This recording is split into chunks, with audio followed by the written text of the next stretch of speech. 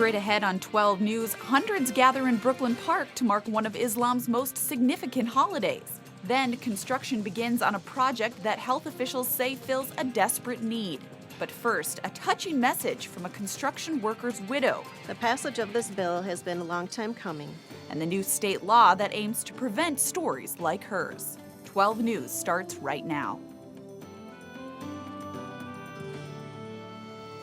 Hello, and thanks for joining us. A new law is set to take effect that will protect the most vulnerable on the road. As Eric Nelson explains now, the penalties will be more severe for careless driving in construction zones. We can train our workers to be safe, but we can't control that driver. Give them a break is the newest message from MnDOT. Starting Friday, speeding fines in Minnesota road construction zones will rise from $212 to $300. Our workers, like everyone else, deserve to work in a safe place. They also deserve to go home each night to their families.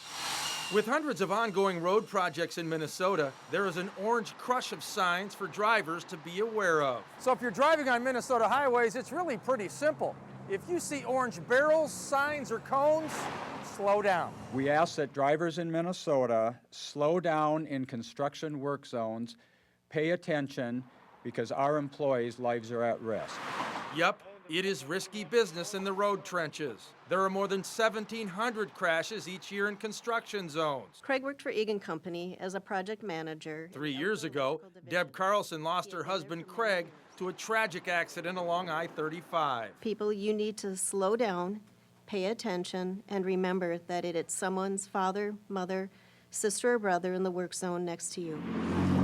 Our motto is, the work that we do won't kill us, but we can get killed doing the work that we do. MnDOT says distracted driving is an epidemic. Eating, drinking, texting, and talking on the phone can have serious repercussions. No phones in the cone zone. We want drivers to pay close attention, watch for things going on up ahead of them, slow down, move over. Reporting along Minnesota Highway 610, I'm Eric Nelson, Channel 12 News. In addition to the work zone law, other new legislation requires MnDOT to study all two-lane highways and, where appropriate, consider raising the speed limit from 55 to 60 miles per hour. A criminal complaint tells of terrified witnesses who saw two men try to settle their dispute with guns at a Brooklyn Center gas station. A 6-year-old girl was among those caught up in the gunfire. The shootout occurred in the Super America parking lot on 57th Avenue. Multiple shots were fired. No one was hurt. Police arrested 2 suspects, Terrell Robertson, one of the men accused of firing shots. They also arrested Bryant Stanifer, who's accused of aiding the other shooter who escaped capture. The complaint says Stanifer is a member of a violent street gang. A local Republican running for governor is back on the campaign trail. Jeff Johnson of Plymouth says he's moving a little slower after spending nearly a week in the hospital. He was released Sunday after stomach pains led to surgery last week. Johnson is facing 4 other candidates in the Republican August 12th primary, including former House Speaker Kurt Zellers of Maple Grove.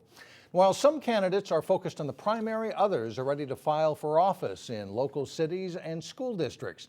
The filing period opens Tuesday for city council positions in Maple Grove and Plymouth, as well as school board positions for Osseo and Robbinsdale area schools. Candidates can file in those races through August 12th. Muslims around the world and here in the Northwest Metro are celebrating the end of Ramadan. During the month-long holiday, Muslims fast and pray. Reporter Sonia Goins has more on a special service held at Northview Junior High School in Brooklyn Park. The end of Ramadan like this brings everybody together, and people just want to stay and just have fun and enjoy the day. About 2,000 people packed Northview Junior High School in Brooklyn Park to mark the end of Ramadan. This crowd is going to be here for a while. During Ramadan, Muslims fast for 30 days. That means they cannot eat or drink from dawn to dusk. It means a lot. First of all, Ramadan for Muslim is to, feel the pain that the rest of the world go through, like the poor people. It's also a time to reflect on spirituality and to ask for forgiveness. It's the day that we give thanks to God for everything that He has done for us all through the year. The prayer service at Northview Junior High was one for the history books. Immigrants from several different West African countries celebrated the Islamic holiday together. Today is our first day ever in the history where we have gathered together to celebrate the Eid together in this place. The African Muslim population is growing in the Northwest Metro. We consider Brooklyn Park, Brooklyn Center, this area as home. And so we'll do everything to make sure that there's peace, there's a stability, there's security for all of us. And I was very surprised because we used to pray in Minneapolis, but once we moved on this side, we thought we're not going to get this crowd. And speaking about the crowd, you can tell by all the smiles and hugs that the end of Ramadan is a happy occasion. People are excited. You know, friends haven't seen each other for a long time. So now they're all coming out, you know, and celebrating together. In Brooklyn Park, Sonia Goins, 12 News. The holiday is also celebrated with a feast. A picnic is taking place at Northwoods Park in Champlin.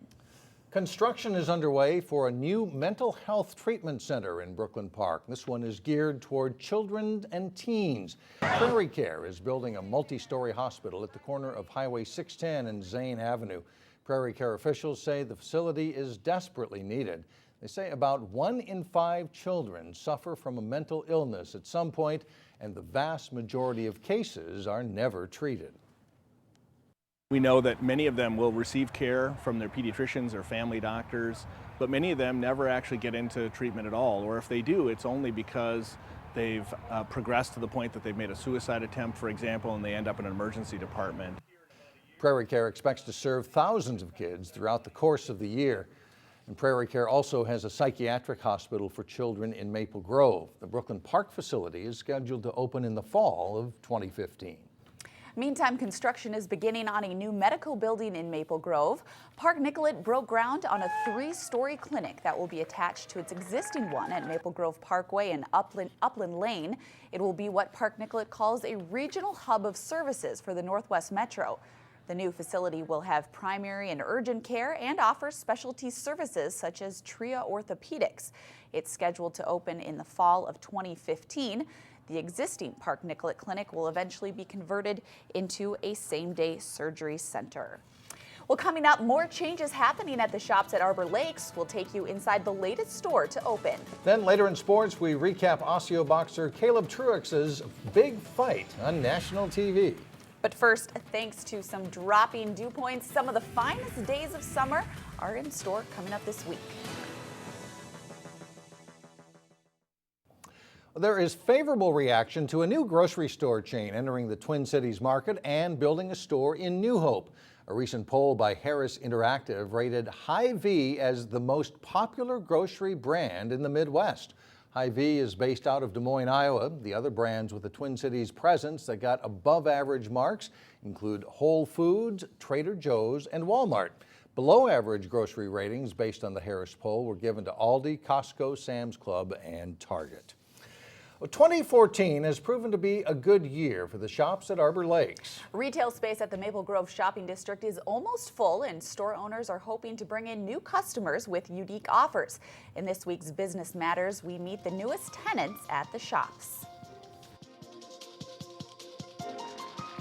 If you're looking for proof that the economy has rebounded, look no further than the shops at Arbor Lakes. Right now we're currently at 93% occupied. Just when you think they have every store imaginable, another one pops up. Maple Grove is the place to be. In fact, 7 have popped up just this year, including Punch Pizza, Forever 21, and Cost Plus World Market. The mall's latest tenant vying for consumer attention is Fass. Open since last Thursday, they sell culinary oils, cask-aged vinegars, and spirits imported from European farms and vineyards. We have one-of-a-kind products. The spirits are one of a kind. You will not find them in any store anywhere except Fass. Marketing Director Jenny Taft says that mix of specialty shops and chain stores draws consumers from near and far. Instead of a quick trip to the store, it's now a shopping destination. We've seen so many people coming in from Canada. We also get a lot of folks from Fargo. It is vinegar, so don't take it all. But with so much competition in the area, store owners must be creative in how they attract those customers.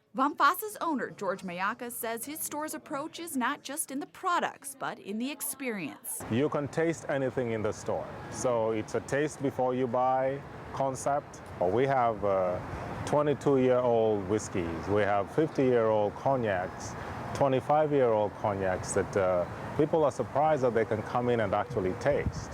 Whether that approach is successful or not has yet to be seen, but Mayaka is optimistic that his store will be a part of the shop's continued success. Later this year, 2 more stores are set to open, a men's salon and a lingerie shop. Just one store is closing, that's Coldwater Creek, a national chain that filed for bankruptcy. Well, coming up, see what inspired a local cyclist to bike almost 600 miles. But first, this week's golf tip has some ideas how to shave a few strokes on the green. John Jacobson has that and more coming up next. It is getting down to state tournament time for American Legion Baseball, and I guess we know who the teams are over the weekend. They figured it out. The sub-state tournaments are over. Now state tourney starts Friday down in Eagan. Wayzata reached the final round of the sub-state 4 American Legion Baseball tournament Sunday. They needed to beat top-seeded Excelsior twice to reach the state tourney. Excelsior, with no losses in the tournament coming into Sunday, needed just 1 win. Highlights from this one at Big Willow in Minnetonka. Tonka's Aaron Kubal drives one deep to right field in the 4th inning. This one goes off the right fielder's glove and drops in. Josh Falk comes around and scores. Excelsior builds a big lead in the middle innings of this one. They go on to win 8-1, and they advance on to the state tournament. Champlin post 600 won the sub-state 9 tournament in Coon Rapids. Champlin beat Coon Rapids 11-1 in the title game. They'll move on to state. They'll take on St. Cloud in the first round Friday morning at 9 in Eagan, the host city for this year's tournament. Champlin's VFW baseball team is also having a strong postseason. Castle Field in Anoka, the site for the District 7 tournament as Armstrong faces Champlin Park. Armstrong strikes early. Josh Thorpe tags it a long way to the fence in right center. Mitchell Verbaten stumbles a bit around third base, but still scores easily on a triple for Thorpe. And Armstrong goes up 1-0 in the top of the first. After Champlin Park takes the lead, Armstrong's Moy Perez chops it to third. The throw home is high and wide, and it's 2-2 in the second. But it's all Champlin from there. Aaron Klepner singles to right in the second. Brandon Oxley and a sliding Riley Johnson score as they get 3 in the frame to lead 5-2. The Rebels keep hitting in the third. Johnson delivers a base hit to bring Jeff Wayloggy and Alex Backriches home. They tack on 3 more to grab an 8-2 lead. The fourth, another big inning for Champlin Park. Johnson singles past short, brings in another, and they cruise to a 13-2 win. They'll play again Monday at 5:30. There's plenty of good softball going on in Crystal this weekend. The 54th annual tournament for the Crystal Frolics wrapped up Sunday. BP Athletics of Brooklyn Park taking on Blue Line in the Silver Division final. Nice defense by BP Athletics here in the 6th inning. They turn the 4-6-3 double play. The low-scoring game, they trail just 1-0 at this point. And BP comes through with the bats in the next half inning. David Dixon singles to left field.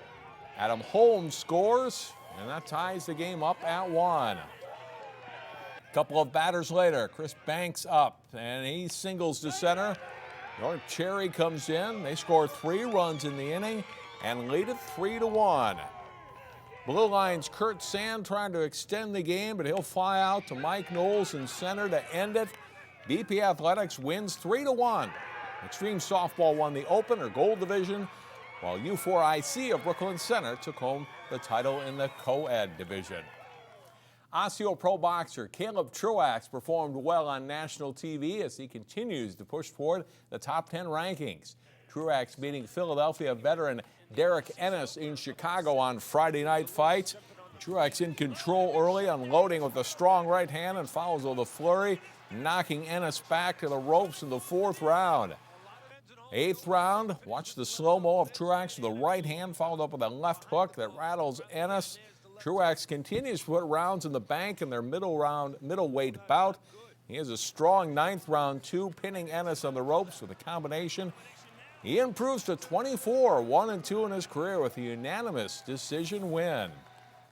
It's time again for our weekly Channel 12 golf tip. This week, we talk about saving strokes on the green.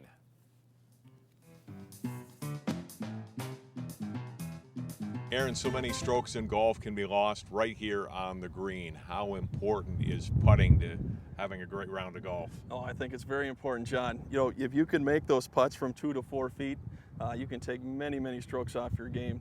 And if you can putt, 10, 20, and 30 footers in there and get them in that 2 to 3 foot range, the scores will really come down when you add them all up at the end of the day. I tell you, you only need about 5 minutes when you get out there. If you can just hit some short putts in there from that 2 to 3 foot range and then work on 10, 20, and 30 footers just to get a feel for the greens, because day to day the greens can change. All right, give us some tips to help us out. Absolutely. You can see here I've got a track. I've got one on the outside of the cup, one on the inside of the cup. It's going to help me do a couple of different things. It's going to help me line up the line on my putter here and get that to the hole. And it's also going to help me to visualize where I need to roll that ball to. So all I'm going to do is line the line up, back and through, short stroke here. And I visualize the ball rolling in the hole, kind of following those railroad tracks into the cup. So if you can do that and make, every time you come out, 10 putts from that 3 foot range, that'll help you inside that 2 to 4 foot mark, help you make more of the conversions when you're in there. But we also know that we need to hit some of these longer putts and get them closer to the hole. You can see I've got a circle around the hole here. You're probably not going to draw chalk out on your local putting green, but I did it just to show you what we were trying to do. It's about a 3 foot circle around there. And if you're out here, I put this ball at 10 feet. If you're out here, you get set up in here and just roll that ball and just work on getting that distance control to get that ball inside a 3 feet, from 10 feet, from 20 feet, 30 feet, even 40 feet. If you work on both halves of lag putting, which is making the close putts when you get them, and the second half of getting them close when you have the longer putts, you'll take a lot of strokes off your score at the end of the day. Thanks, Aaron, and that's it for sports today. All right, we'll be right back. A local man has found a way to combine two passions, biking and trees. Paul Buck works as the city forester for the city of Plymouth. He's also an avid bike rider, and on Sunday he started a nearly 600-mile bike ride across Wisconsin with 80 other people to raise money for tree research. When you move a tree from the woods out into the urban environment, there's a lot of differences that happen there. And, of course, you want the trees to last as long as they would in the woods, so you want to do what's right for them. So we're trying to raise that awareness that, the urban trees do need some help, and that, it's all the benefits you get from them don't come cheap. They're not just free. Buck called us from Blue Mound State Park, just west of Madison, Wisconsin. The Tour de Trees ride started in Milwaukee on Sunday and will wind through Wisconsin before ending up back near Milwaukee again on Saturday. Yesterday, he said they fought the wind. Today, it was the hills, and I can imagine it's going to be quite a trip of 800 miles. We'll see you again tomorrow. Thanks.